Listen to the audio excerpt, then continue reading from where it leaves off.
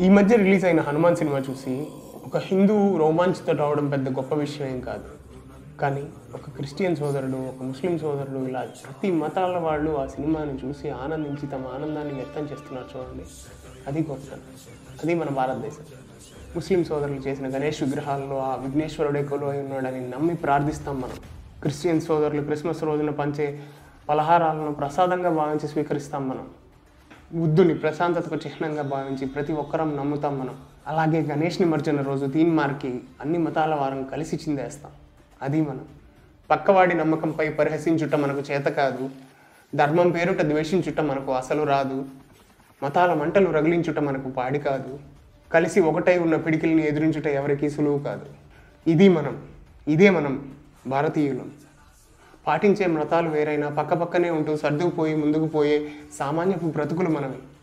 ఇక్కడ అందరికీ అందరిపైన అభిమానం ఉంది, గౌరవం ఉంది, నమ్మకం ఉంది. వాటికి ప్రతీకలే మనం కలిసి జరుపుకునే ఈ పండుగలన్నీ.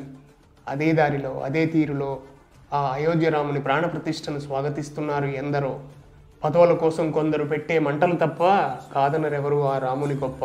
కాబట్టి ఆ కొందరిని పక్కన పెట్టి హనుమంతుల వారి సింధూరం నుదుటికి పెట్టి సీతమ్మ వారి పాదాలకు దండం పెట్టి రామయ్యను మదిలో పదిలంగా పెట్టి జై బోలో శ్రీరామ్కి జై శ్రీరామ్.